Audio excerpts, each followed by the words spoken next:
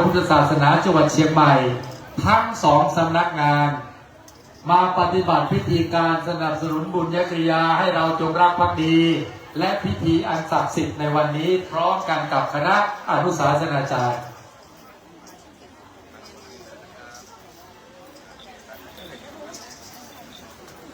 ขออนุโมทนากับท่านสิทธิทัศน์นะครับท่านสิทธิทัศน์ขันธสิทธิ์ครับในนามบริษัทภูเขาเอเวอร์ไทซิ่งจำกัดมีจิตใสมีใจศรัทธาอย่างยิ่งเลยครับท่านร่วมเป็นเจ้าภาพถวายการอุปสมบทวันนี้ 30,000 บาทด้วยนะครับสาธุอนุโมทามิขอทุกท่านขอทุกเจ้าภาพขอทุกคณะนะครับทุกท่านขอเจริญชีพเจริญไกลในชีวิตขอให้ท่านเจ้าภาพเจริญธุรกิจรุ่งเรืองเฟื่องสดใสขอทุกเจ้าภาพเจริญสุขพ้นโศกพ้นโรคภัยขอให้ทุกท่านเจริญชัยวัฒนาอายุยืนเดินนี่วันนี้พวกเราได้เป็นญาติกับพุทธเจ้าเพราะเราได้ให้ลูกของเราหลานของเราครอบครัวของเราหนึ่งในครอบครัวมาเป็นพุทธบุตรลูกของพุทธเจ้าผ่านการบวชพระการทานบวชเนรได้ชื่อว่าท่านเหล่านี้มาแทนคุณแผ่นดินเราด้วยครับแทนคุณแผ่นดินแทนคุณศาสนาแทนคุณองค์กษัตรา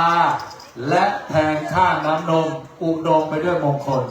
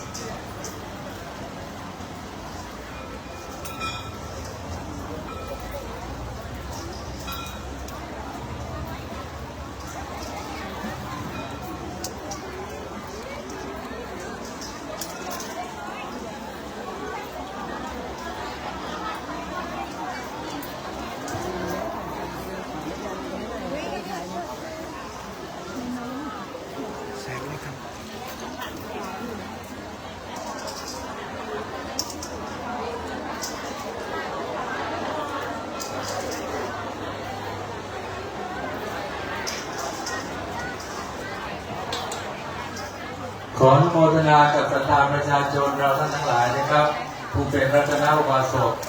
ผู้เป็นรัตนอุบาสิกานะครับขณะนี้กำลังทำบุญใส่บาตรประกาศความเป็นศาสนทายาทนะครับอนุโมทนาในทุกบุญและทุกบารมีมีทานบารมีเป็นต้นนะครับหรือว่าโอ้วันนี้ไม่ธรรมดาจริงๆครับผมกับที่เราทั้งหลายเกิดมาเป็นมนุษย์เกิดมาพบพระพุทธศาสนาเกิดมาปฏิบัติบูชามีสองบูชาครับบูชาเทพกับบูชาธรรมนะครับเทพนั้นมีอยู่3ครับเทพประการที่1ก็คือสมมุติเทพก็ได้แก่องค์พระราชามหากษัตริย์พระองค์ท่านทรงเป็นสมมุติเทพดุจองค์พระดาราอวตารเสด็จพระอุบัตินะครับตัดเสาทุกข์บำรุงสุขให้กับอาณาประชาราษฎร์ของพระองค์บนพื้นแผ่นดินไทยนะครับนี่คือสมมุติเทพเทพที่2ก็คืออุปัติเทพได้แก่ เมื่อละสังขารจากเมืองมนุษย์ก็ไปอุบัติในเทวโลกเป็นอุปัติเทพก็คือเทพทั้งสี่ยกตัวอย่างเช่นคือท้าวทั้งสี่ท้าวพระรถท้าววิรุฬท้าววิรุปัตท้าวกุเรนราชโดยที่สุดก็คือเสด็จปู่ท้าวเวสสุวรรณทรงเป็นอุปัติเทพสุดท้ายเลยวิสุทธิเทพก็คือองค์สมเด็จพระสัมมาสัมพุทธเจ้านะครับเป็นเทพผู้ทรงบริสุทธิ์ตรัสรู้อนุตตรสัมมาสัมพุทธญาณดังนั้นเทวดาทั้งสามประเภทนี้ครับเราทั้งหลายบู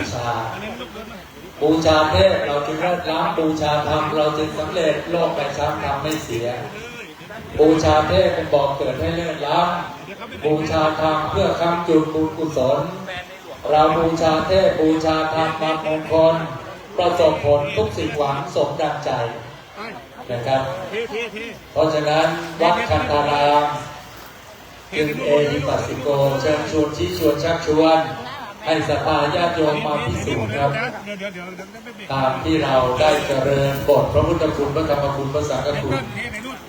นะครับโดยเฉพาะบทพระธรรมคุณพระธรรมคำสั่งสอนของพระพุทธเจ้าเป็นสัจธรรมอันประเสริฐทนต่อการพิสูจน์ทุกการทุกสมัยเป็นนิยานิกธรรมสามารถน้อมนำผู้ประพฤติให้พ้นทุกข์ประสบสันติสุขได้จริงข้าพเจ้าทั้งหลายขอถวายนมัสการพระธรรมอันประเสริฐนั้นนะครับเพราะฉะนั้นวัดคันธารามสถิตประดิษฐานทั้งเทพทั้งธรรมนะครับประดิษฐานองค์เทพก็ได้แก่สมเด็จบุรพมหากษัตริยาธิราชเจ้าโดยพระบรมรูปต่างๆในพระองค์ท่านนะครับประดิษฐานเสด็จปู่ท้าวเวสสุวรรณนะครับซึ่งเป็นเทพเจ้าแห่งขุมทรัพย์เป็นเทพมหาเทพแห่งความร่ำรวยท่านได้เปิดขุมทรัพย์ให้กับผู้ที่พร้อมด้วยเหตุปัจจัยตามหลักของจักรธรรม4ประการที่1ปฏิรูปประเทศวาสะนะครับอยู่ในถิ่นที่เหมาะสมอุดมสมบูรณ์อย่างเช่นวัดคันธารามมาง่ายไปง่ายหมายความว่าเดินทางมาโดยสะดวกเครื่องบินมาเชียงใหม่ก็สะดวกรถยนต์มาก็ได้บินมาก็ดีอยู่ในฐานะปฏิรูปประเทศวาสะนะครับสัพปริสุปัสสยะหมายความว่ามีสัจจบุรุษมีบัณฑิตเจ้าว่าก็ชื่อพระมหาบัณฑิตถือว่าท่านก็เป็นหนึ่งในคุณธรรมของพระสัมมาเป็นสมณะเป็นพระที่ประพฤติตามสัจจบุรุษท่านเมื่อในสัพปริสุปัสสยะเข้ามากราบเข้ามาไหว้ท่านก็จุดพลังสมองเติมพลังความคิดปลุกร่างแก้วให้แก่ชีวิตปลุกความคิดให้กับพวกเรานี่ครับศิลปินดารานักร้องนักแสดงผู้หลักผู้ใหญ่เดินทางมากราบมาไหว้ก็ได้รับผลประการที่3ก็คืออัตตสัมมาปณิธินี่แหละนะครับเมื่อเข้ามากราบเข้ามาไหว้ได้รับสติเรียบร้อยแล้วก็ไปประพฤติปฏิบัติตามอัตตสัมมาปณิธิก็คือได้ตั้งตนไว้ดีตั้งตนไว้ชอบปฏิบัติตามธรรมปฏิบัติตามศีลกายมีศีลแล้วก็สุขล้ำใจมีธรรมแล้วก็สุขเลิศคนใดมีทั้งศีลมีทั้งธรรมก็กลายเป็นคนล้ำเลิศอัตตสัมมาปณิธินะทั้งหมดนี้ครับที่เรามาเกิดในแผ่นดินไทยแผ่นดินแห่งปฏิรูปประเทศวาสะหรือปฏิรูปประเทศ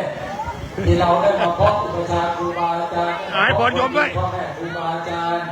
ได้มาพบกับคนดีได้มาพบกับสัตว์บุรุษได้มาพบกับพระพีได้มาพบกับครูบาอาจารย์ดีก็เพราะเรามีอุเทศกันตัญญาทำบุญมาก่อนนะครับมีบุญนั้นได้ทำวัดแล้วในปางก่อนดังนั้น